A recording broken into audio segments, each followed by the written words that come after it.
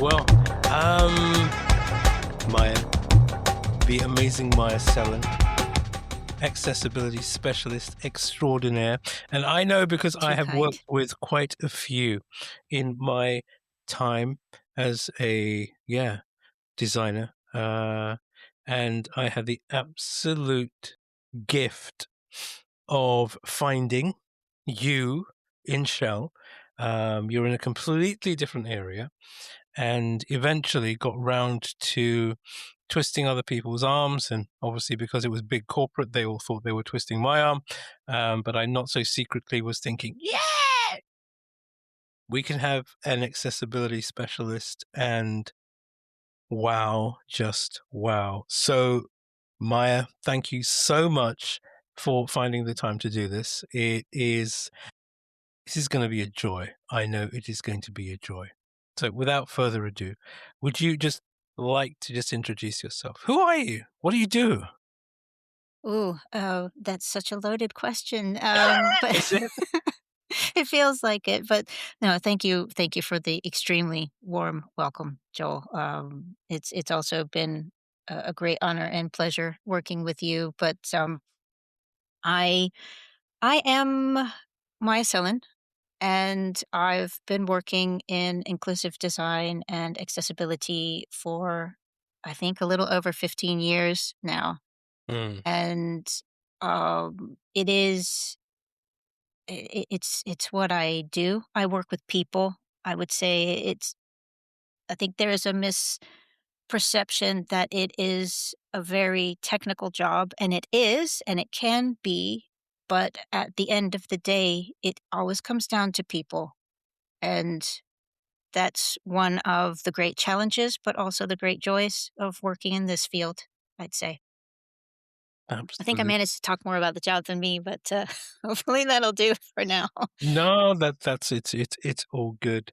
Um, so how did you get into inclusive design and accessibility? Because I think they're two very, very distinct things, right? I would say so. There is a lot of synergy and happily, but I think for me, both were a matter of kismet, happy coincidence, whatever you'd like to call it. I was working in IT and just working on websites really back back in the good old days. Um, where we actually worked in HTML and JavaScript and No. did all of that hand coding. Yep. And I had a colleague who said, over in brand, who said, "Hey, we've got a job open up, and I think you'd be really good at this."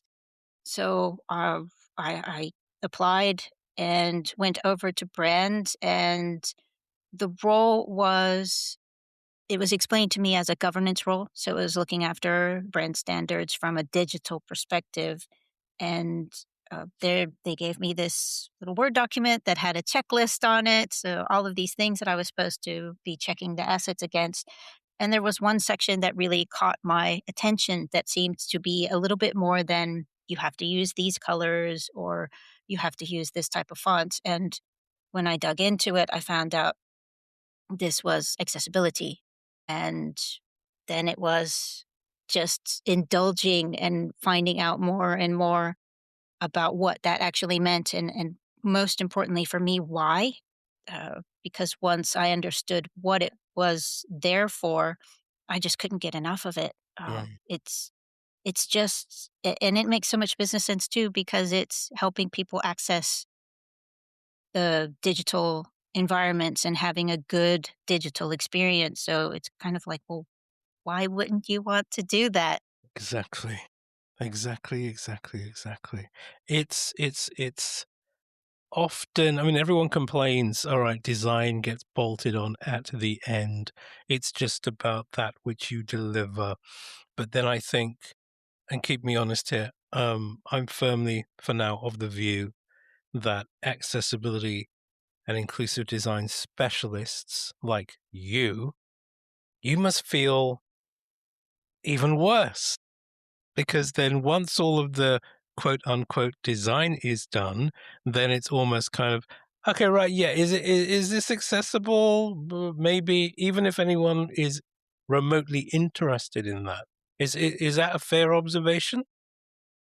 There are certainly teams that work that way, Mhm, and it's not a unfamiliar experience. I had that constantly in the beginning, but I've also had the I can't think of the right word, but I had the privilege of staying within an organization long enough and mm. working people with people long enough to see that shift.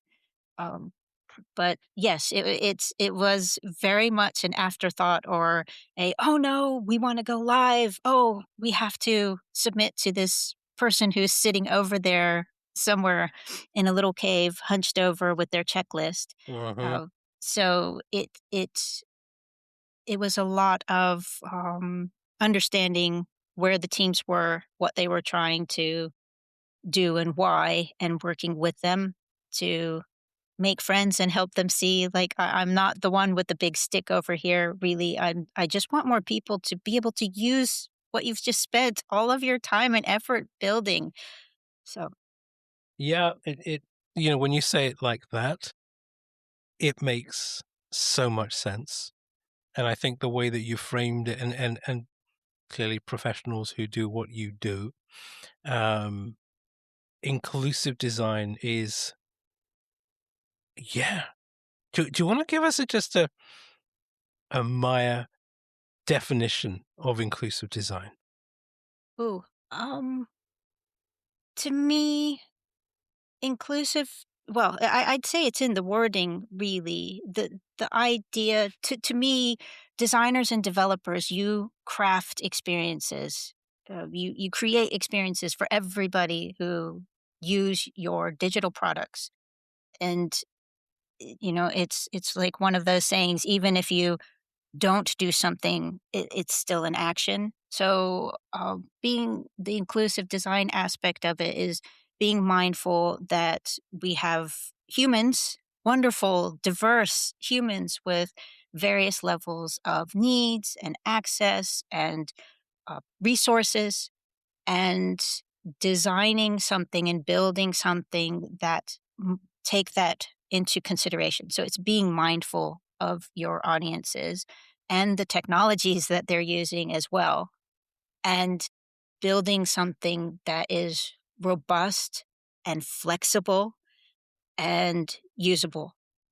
And I mean, that's what you're doing as well. It's just for me broadening the definition of who you think your audience may be. Right. Well, we it sounds so easy. It sounds so simple. It sounds, yeah, but of course we do that. But unfortunately, we know, that very often that's just not the case. And then, um, thankfully, now you've got EU legislation, different I variants of do. EU legislation. Um, but that was really, really a long time coming. We have, like, standards, and maybe you can just briefly touch on those. Um, uh, ISO and WCAG and, all of that kind of stuff. But I hadn't really seen at a government level or any kind of centralized administrative level, um, where it was looking to mandate inclusivity and accessibility. Or have I just got that wrong? Is this something that's evolving, do you think? Or is the rest of the world actually catching up to this incredibly important and needed um, thing? Am I I making sense still or not? You are making sense, I think. You'll be able to tell by my answer whether or not I followed along with what you meant.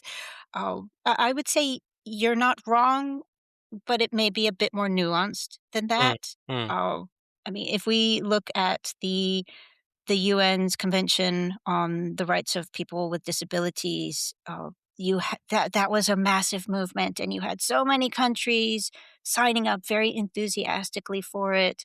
And even before that, we had the Americans with Disabilities Act, that really powerful movement in the US, and the US making that pledge that, yes, it's important. We need to ensure access.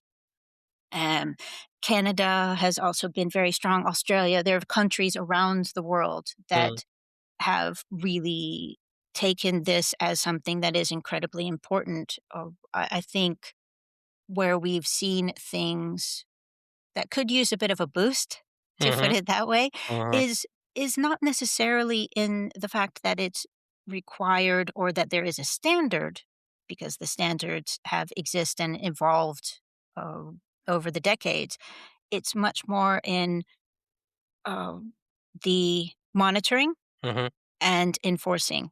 mm, And it's also very much, and I really hope that this improves massively with the European Accessibility Act, is if I am an end user and I'm trying to use your product, what legal mechanisms, or what, not even legal, but what mechanisms are in place for you to fix the issue so I can access, so I can purchase your product, I can buy that plane ticket and go on my trip, or whatever it may be. And that is where I have seen the system, if mhm, I can call it that, not living up to its full potential.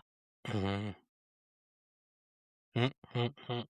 What I mean, I've always admired folks who do what you do, and rightly or wrongly, I've not seen folks who, when they're speaking about inclusive design and accessibility, do it with as much joy as you do, right? Thank you. Um, and that has always said to me when, I'm speaking to someone about a potential opportunity, or at interview, or I'm meeting some colleagues for the first time, whatever the discipline happens to be. Um, if they're really bought into what it is that they are there to do, right?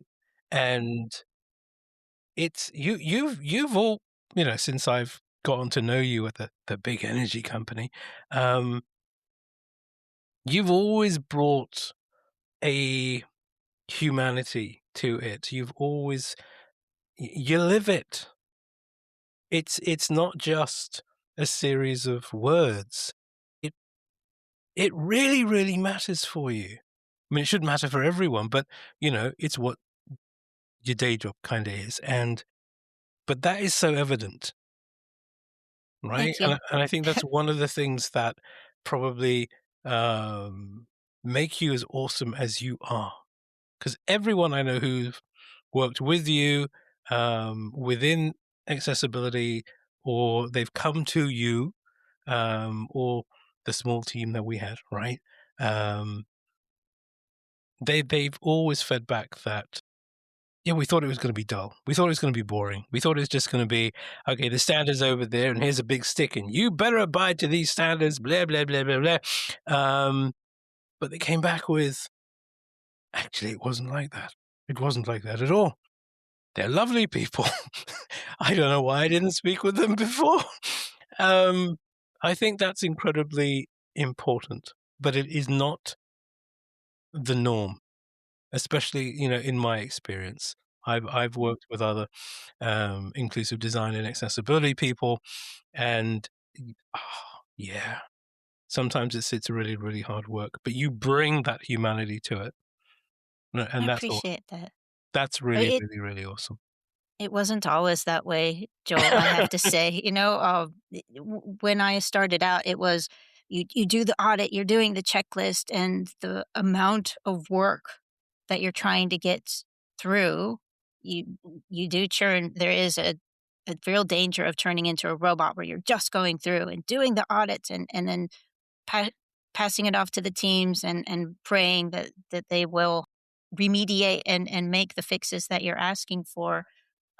But what I discovered, and I also have to really thank the leaders that pushed me into UX, and said, like, you need to start looking at this, and we want you to learn more about this. Because when I started thinking of it as an experience that people were having, and I had more exposure to designers and really got to sit with the product teams, it was fun. And I'm just like, this is amazing. This is so much fun because I'm not doing the hard work. Like, you designers, you developers, you do the hard work. Uh, I do the fun bit, which is the brainstorming, which is defining the problem and helping you see there's not one way to fix this. Because I think that was one of the greatest gifts I got Mm, as feedback from someone who did user testing, someone who I would say, was a target user, right? So somebody who used assistive technology, mm, mm, because they told me that you don't have to make this perfect. You just need to give me options, right? mm, And as soon as I understood that there are so many ways to make something accessible, and it's really about that flexibility, about giving people the ability to customize so that it works with their tools and technologies, which really just means follow the standards, make sure you have the basics right, but then you can add all kinds of stuff on top of it. mhm, Then it was fun for me, but I think it also got fun for the designers and developers because the more advanced they got, the more I was, going like, I think we can make this just a little bit more fun. I think we can make this just a little bit sexier. And yeah, especially those types of people love that challenge and they really rise to it as well when you lay it out and say, you're the experts here. You have all of the skills. I'm just sitting here seeing what kind of amazing, gorgeous thing you're going to create. So, I to me, it's fun. It's fun. It's puzzle solving. It's problem solving, and I love that. no, it's so evident, in how you speak about this, um, the way you're gesticulating and just a big massive smile you've got on your face as well, which is it's just awesome. I think it's so much more helpful when that level of empathy and engagement, um, comes naturally. It's not put on, right? Um, I'm a every terrible actor, so No, but your integrity always shines through. It's always there. And I for appreciate one that. am incredibly grateful for that, which is cool. You touched on assistive technology and the advancement, if you like, of different types of technology. So the big good or the big bad, depending upon people's perspectives, artificial intelligence, Hmm. right? Um, wh- where's your head with artificial intelligence right now? Um, Cautiously optimistic, I Hmm. suppose. I see massive, wonderful things that AI has done. I think a brilliant example would Be My Eyes, which was and is this really amazing company who has just this huge pool of volunteers who sign up to be eyes for people with visual impairment. So it's a service completely free for the end users, Hmm. where someone with a visual impairment can sign up and say, "Hey, I need someone to be my eyes for me," and you have volunteers who will then help. And you go onto the app and it connects you in real time, or you can also record stuff, but it connects you and you can have somebody to say, like, help you pick out an outfit or whatever the case may be. So beautiful, beautiful app. And they added AI to this, a GPT Hmm. to it. And that AI then enabled another level of uh, just self authority, I guess, because now you could use AI. You don't have to worry about troubling, in air quotes, a volunteer, but you can be more independent and use AI to help you see the buttons on your microwave or help you pick out the clothes because you know you bought that shirt that had the cat prints on it, but you don't know exactly where in your wardrobe it is.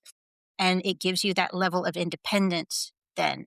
And in that type of way where AI is enabling autonomy, it's enabling um, independence, it's building up your self-esteem. It's Mm, beautiful and very magical experience. But we also see where AI hallucinates, and mhm, because of the way that it tends to be trained, the quality of and the inclusiveness of its data on which it's being trained is incredibly important. mm, Because if you don't ensure that that data has multiple perspectives, has um, different ways of looking at things, you can accidentally marginalize people or minimize certain voices, prioritize majority voice, etc. So it can be a bit of a slippery slope as well. mm. But the potential is is pretty amazing, I No, would it say. is pretty huge. I mean, I was doing some reading the other day, and I actually used different large language models. I interrogated them to basically say, well, how different are the outcomes that you provide to disparate geographical audiences, right? And then is there an awesome machine learning framework that then aggregates?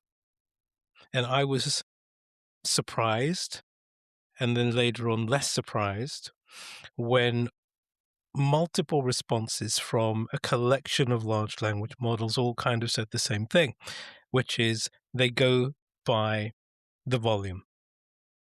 Exactly. So you could be Western English speaking, you could be Southeast Asian, you could be South American, whatever that community is. So native English or Spanish or Hindi, Marathi, Punjabi, whatever, or Mandarin or Cantonese, but it will always bias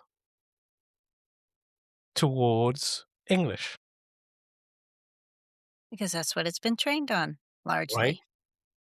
And I just thought to myself, hmm, that's weird. That is weird because you can be someone who sat in, for the sake of argument, in India, and the mathematics behind this artificial intelligence, machine learning predominantly system is going to serve you up its aggregated outcome based upon English, not based upon the context that you live, perhaps, and work in. Yes. So hopefully that'll improve and it'll get a lot more contextualized.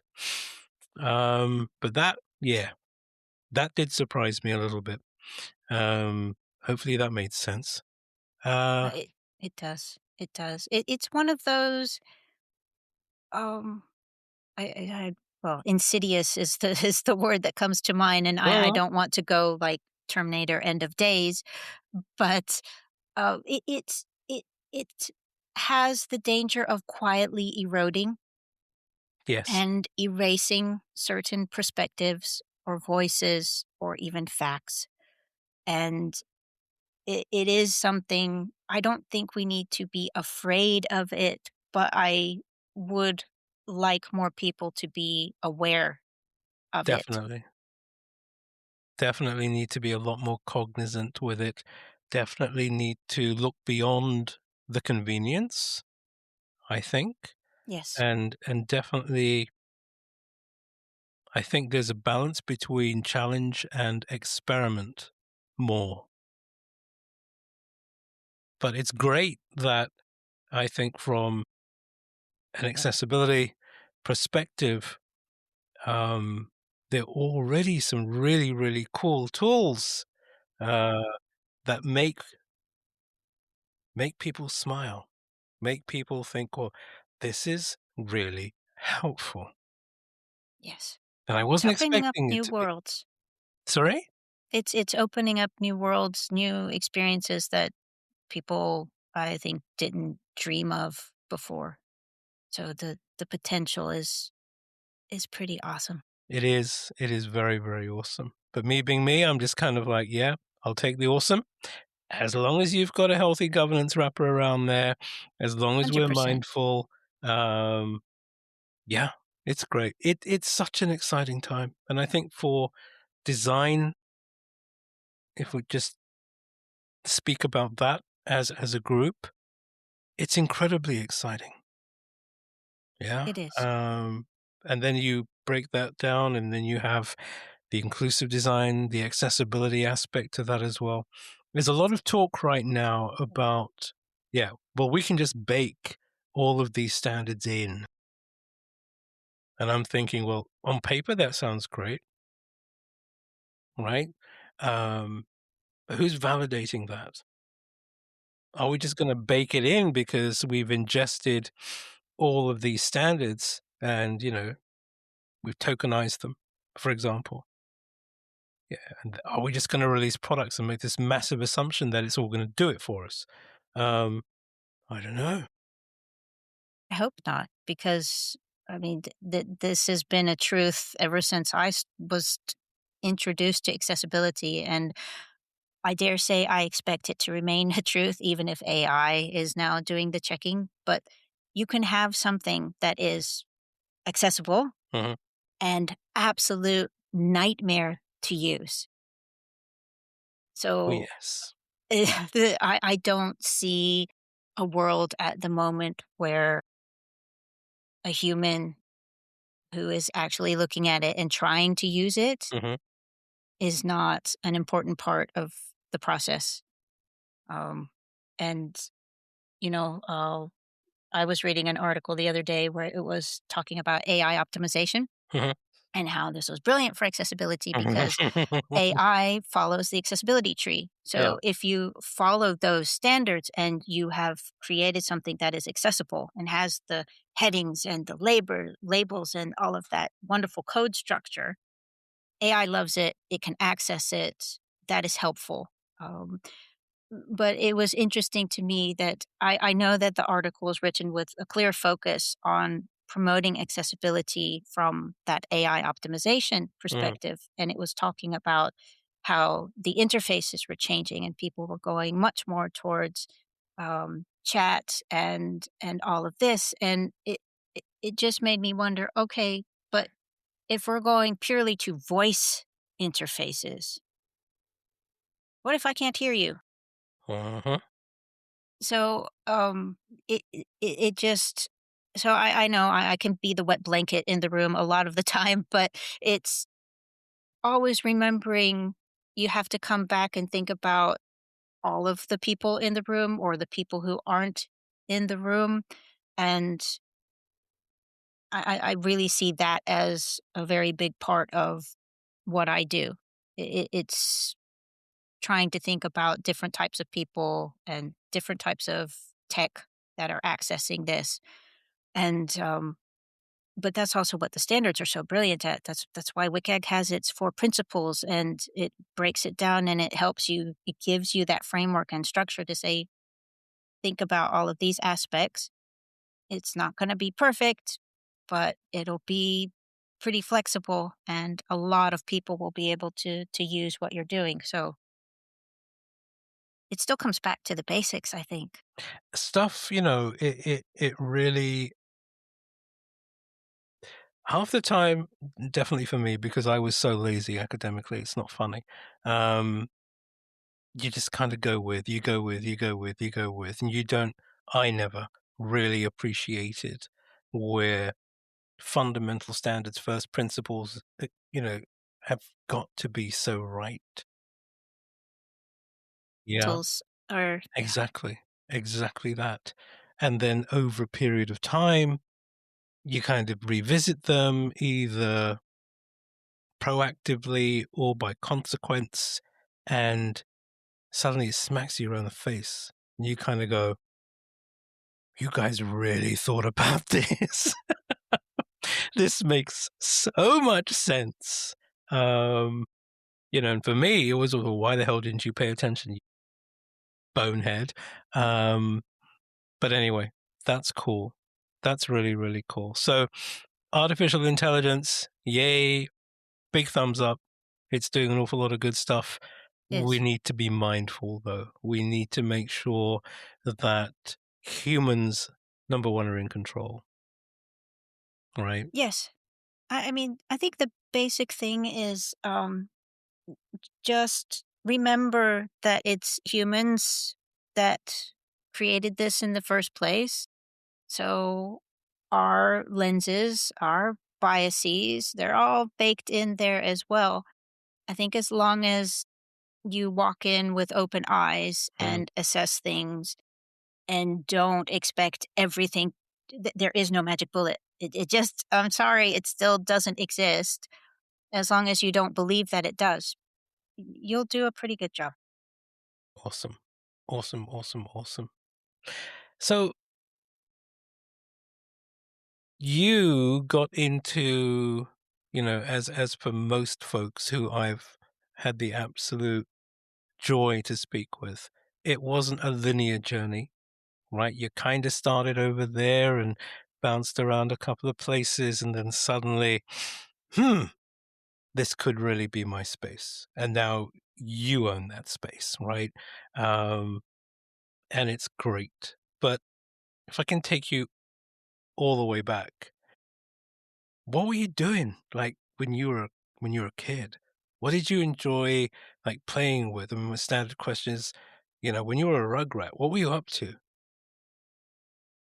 Ah, all kinds of trouble, I guess. Standard answer, good. Yeah, I had a very active imagination. Mhm. Loved I was constantly narrating my own little space operas and, fantasy worlds and everything because I'm a big sci-fi geek. I got into sci-fi at a very young age, and we also had a library right across the street. Mm, So, I would go to the library and come back with 5 or 6 books. I read 3 books at a time. It was just like this room had this book, that room had that book, so, I was awesome. also reading, and all of these fantasies and, future and tech from, the big sci-fi masters were filling my head from a very young age, and, yeah, I spent most of my time outside, playing in the mud, climbing in trees, living out all of these adventures like I was on off-world and exploring galaxies and things like that. And I think So also you lived the life of a Trekkie. I really wanted to, yes. In my mind and still Starfleet, yes, if you're if you're looking for recruits, I'm Mm. there. Oh, I I don't know if I could think of a better job than exploring new worlds and new civilizations. That sounds fascinating to me. See, I can imagine, visualize Trekkies, right? If anyone's even listening to these things, Trekkies out there going, yes, yes. We're everywhere. It's awesome. No, no, no. It's amazing. So that imagination, that immersiveness of it, it wasn't just sat in front of a screen watching Captain Kirk and, Spock and everybody else. You were actually playing out different scenes in real time in your own backyard, in the mud, as you say, but fueled also by reading. Very much so. I had, the shoulders of giants, like I said, Asimov and Heinlein, and just there are tons more, but those are probably my top 2. I Mm, just devoured their writing, and, it helped me dream. It gave me wonderful dreams. Awesome. That's I think very what am I going? Where am I going? Being a kid again, I'm so glad that, my other half says to me, "Oh God, you're such a child." Right? When I'm, you know, geeking out about something and getting really excited about something, and that inner child just, yeah, it's not about escaping. It's like, yeah, I'm here. Yep, this is me. I'm back in that zone. Um, Absolutely.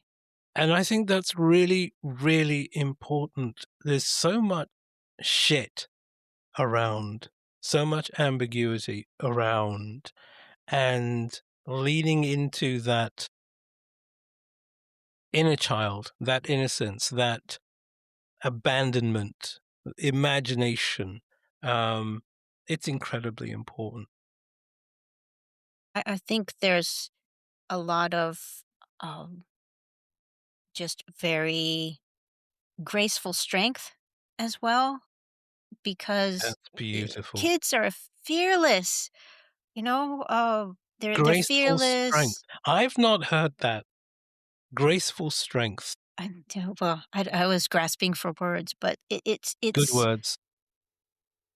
they don't accept no. They fall over. I mean, I still remember. I guess you had those in the UK as well, right? Mm. Those little, they even made a movie about it, but it was, those little toy wagons. It was like the Flyer 100 or something. It was a little red toy wagon, Okay. and you didn't have a wheel, you had this handle. So it was a bar with, like, a little grip on the end Okay. that you used to Yeah. steer. Yeah. Yeah. My Yeah. mom lived at the top of a very, very big hill, and, she had a very steep driveway, so, So where was uh this Uh, geographically? this is in North Carolina North Carolina. Okay. in the US and, in Jacksonville, and, uh, yeah, you're I don't know, you're a kid and you're thinking, "Okay, I think I can steer this thing," because we had a sidewalk in front of the house as well, so it was one of these ideas where it's like, "Okay, I'm gonna ride down the driveway, Hmm. and I'm gonna be able to make that turn down the sidewalk and ride all the way down the street to the end and somehow miraculously stop before I shoot out into the street." Right? Child logic. And Superb. it was one of those where it was just, it was almost, it is slow motion, right? When you're going down the hill, picking up speed. Luckily for me, my mom did not see because I probably wouldn't survived this incident experiment. It was an experiment if she had seen it. But picking up speed, going down the hill and going, hmm, okay, okay, I can do this. I can time this perfectly so I can make a very graceful turn. No, no, not really. Physics where your wheel just turns and then the whole thing tips over, so you go flying through the air. I mean, I didn't land in the street or anything like that, and the Hmm. wagon was also one piece. But it's laughing after that when your clothes are all ripped up, and the only thing you're thinking is like, "Mom's gonna be so mad Uh-huh. because I just ruined my clothes." But completely fearless and thinking, "Oh, okay, what could I do next? What can I change next time so that Yep. this would work?" And it's that type of strength where I think that's also part of embracing your inner child and not forgetting you have that power. It's Exactly. really easy to forget when you get older and you worry about, oh, Oh, they're there's going to laugh or they're going to say something. And so many things, so many things, so many examples. Um, wow. I mean, I write a lot more now, and because I've got the time, and I make time, but I don't start with ChatGPT. I don't start with a large language model. I've got to get my much in the same way that I compose music, improv, get these ideas down, right? And But what I'm seeing with other folks, and particularly those who are much younger than me, right? Uh, they'll start with large language model, and they'll look for that validation instantly, right? There's almost kind of a experiment. Why would I want to experiment? I need to get to an outcome, and I need to have confidence in that outcome. And I think inherently it's about confidence, right? I think you're right. I think, Am I confident enough to actually get up and just write something or play something or whatever it is without seeking some kind of validation? And even if it's from, I don't know, the AI, huh? Is that kind of, yeah, I need to feel safe? And then you take the whole social media thing into that. It's like, okay, well, I don't want to offend anyone, number one, and I don't want to, um, yeah, just have people look at me and judge me. that that's still terrifying to me. I Ah, try not to think about that. But I also, when you were saying that, I also wonder if it's a question of speed because the world seems to be moving so much faster now than it did when I was little. yeah. Well,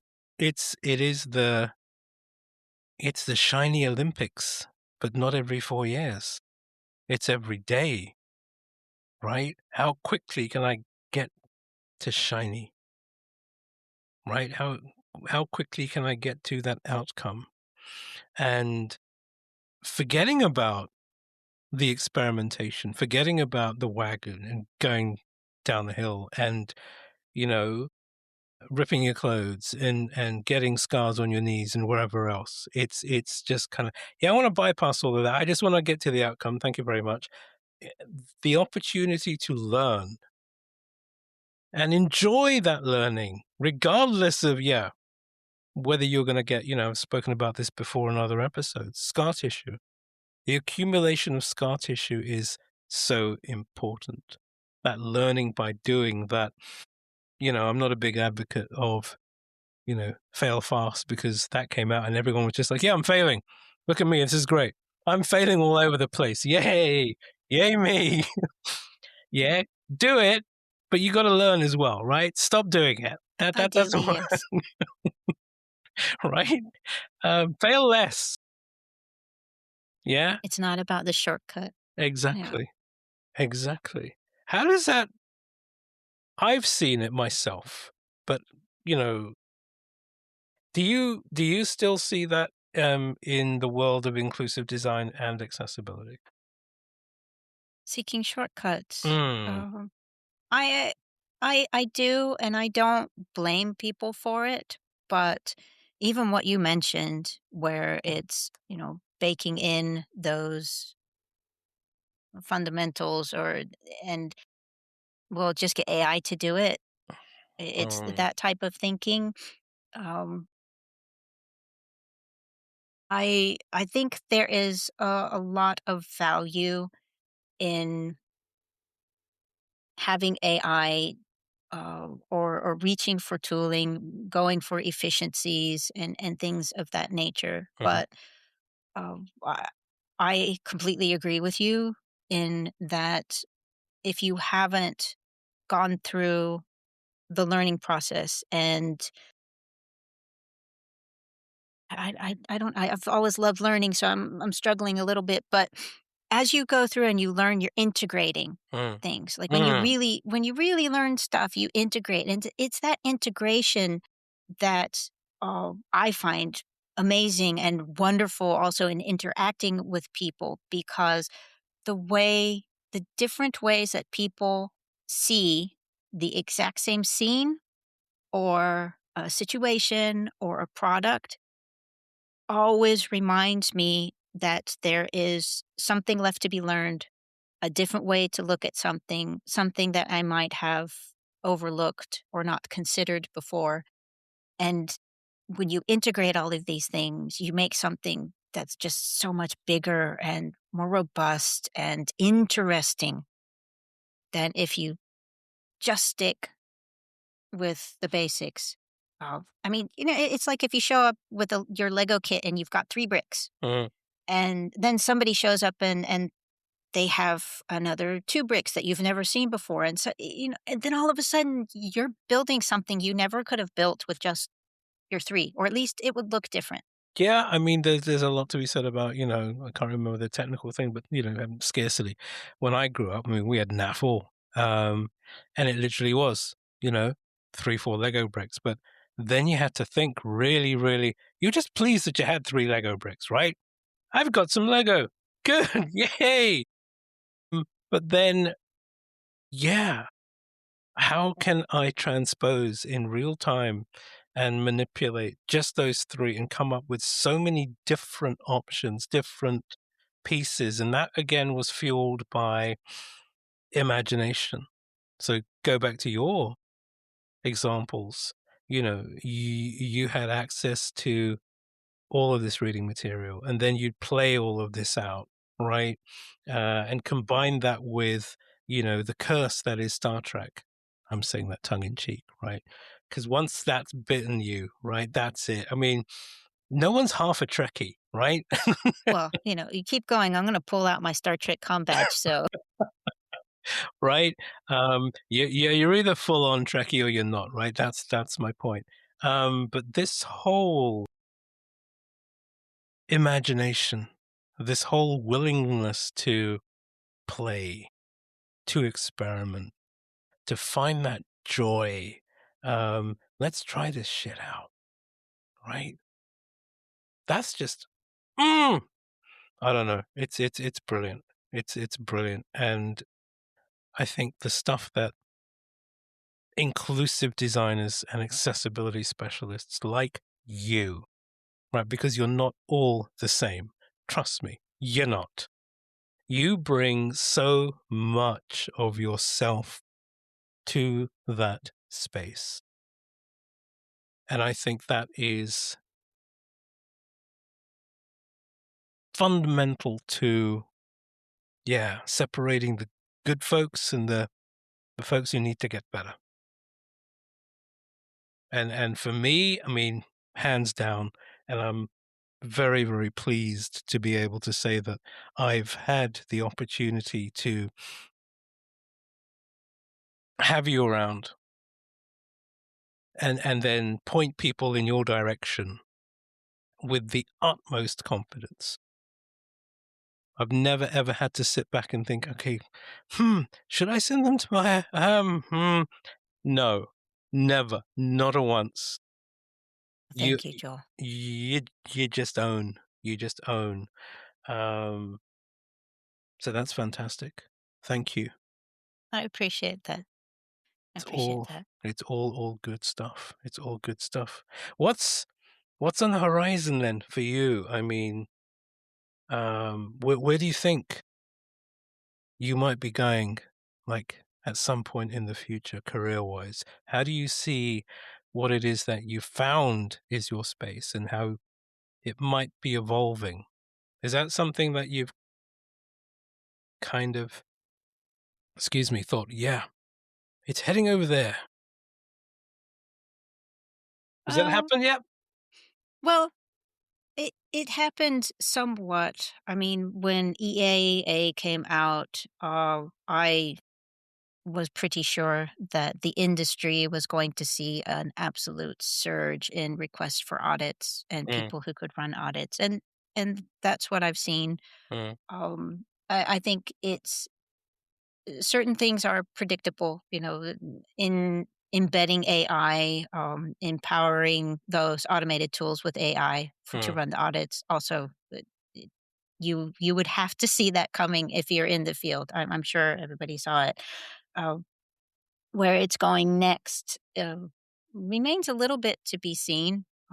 And where I'm going, in some ways, I'm happy to say, in some ways, it's a little bit troubling because I don't know. I don't know where I'm headed or where I'm going, which also makes me laugh because I just doubled down in this and finished my master's in assistive tech and human services.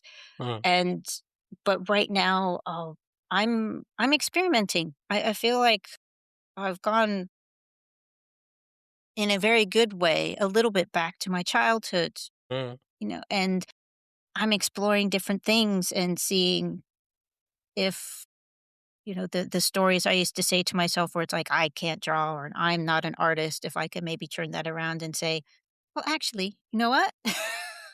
Maybe I am. Maybe I am a why writer not? or an Why not? artist or a drummer or whatever I want to explore." Um, and I will see. I mean, the one thing I do know is that I like working with people, Mm, and nothing brings me as much joy as when somebody says, "Hey, can I just bounce something off of you?" Or mhm. "I have a question about this." And oh, I love brainstorming with people, and I love discussing aspects of assistive tech or inclusivity or things like that. It's always a learning for me, and I always get so much out of it. So But you write whatever I about it do, too, right? I mean, I you do. share your Well, knowledge. I never I, used to. I I was try. just kinda like, "Yeah, I'm busy working." Now I've started to write more, and it's so cool. I get a It lot is. out of it, and people, like you're saying, we're human beings. We do stuff, we share stuff. Sometimes people come back and they say, "Whoa, that was cool." Right? And then you take that conversation or that writing, that article, in a completely different direction, right? Because you're then collaborating. You're still experimenting, but you're Absolutely. collaborating. And that's an absolute joy, It right? is. No surprise to me that that's something that, you love to do. Um, and the way that you write as well, pun totally intended. It's so accessible, right? Oh, thank you. I'm reading it and I'm thinking, uh-huh, huh, yeah, duh. Um, so you're taking all of the jargon-esque out of it. You're making it just like, doofuses like me can. Yeah, I'm learning this. Actually, yeah, that's super cool. So you got all of these things that you're doing and have done, right? And I think you're absolutely right. Um, but it will probably expand even more. So I think the auditing, right? That's a no-brainer. Okay, we got this thing accessibility. Da, da, da, da. We've now got some standards where governing bodies are saying yes, you have to be compliant, unless and if you're not, there is a financial consequence.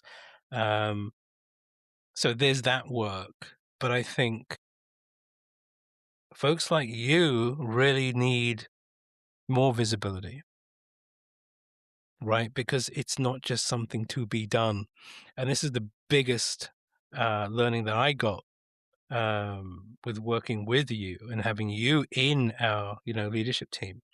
Um, okay, Joel. Yeah, mm, no, we're not going to be doing this right at the end. This happens at the beginning. This happens all the way through the middle, and then also, yeah, it also happens at the end. And then we've got all of these loops in between all of it. And if I put that into a CX lens, awareness, yeah, accessibility. How do you go from awareness into accessibility? Blah, blah, blah, blah, blah, blah, blah, blah. It's everywhere. It is. It is. And it's not a specialist role because I mean, I've said this for well over 10 years. Like my job is to work myself out of a job, right? Because to like I said before, I'm not really doing well, at the risk of never getting a job again, but I am not doing anything. I'm working with people who do the hard work, or putting you in touch with users who use assistive technology. I mean, they're the experts. They're the ones who go across and use all of the websites and all of this software, and they have so many insights into what are amazing experiences and what are god awful experiences for them.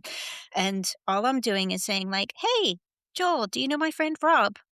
He actually uses a screen magnifier and he does this and he uses voiceover and he likes audio descriptions. And uh, it's making those connections, or even just saying, have you ever heard of Tommy Edison? Do you know that he used to use Instagram way back in the days? And by the way, he was born blind. And you're just like, wait, what? And so it's Yeah, but this is you are describing verbatim for me, okay? The exact reason why folks like you are invaluable, right? And I'll tell you for why. Because folks like you are facilitators. And in order to be a facilitator, you have to know your shit inside out. Because otherwise, when people come and they have a question, how the hell are you going to know what to share with them, which direction to point them into, unless you know your business? I And appreciate that. you clearly know your business, and whether it's accessibility, whether it's whatever the hell I'm supposed to be doing these days, whether it's some newfangled technology paradigm, we need human beings, and we need human beings who are facilitators, those who have a higher level of appreciation and understanding of those specialisms so that they are available and they can respond and they can point in the right direction. Um, that's you. I'll take it. I like it. That is you. Awesome stuff. Awesome stuff. So, is there like we're approaching the hour, and it's this has just been a joy. I mean, I always love speaking with you anyway. I miss not being able to, yeah, just punch up on Teams. Maya, where are you? Can we talk? I really, really do. So this has been an absolute joy. Likewise. And Yeah, hey, I'm still here, so, no, I you know, know, but you know what I mean. You know yeah. what I mean. What's next for you? Right? I mean, where can people find out about you? How do they contact you? Just get to benefit from the awesome work that you do.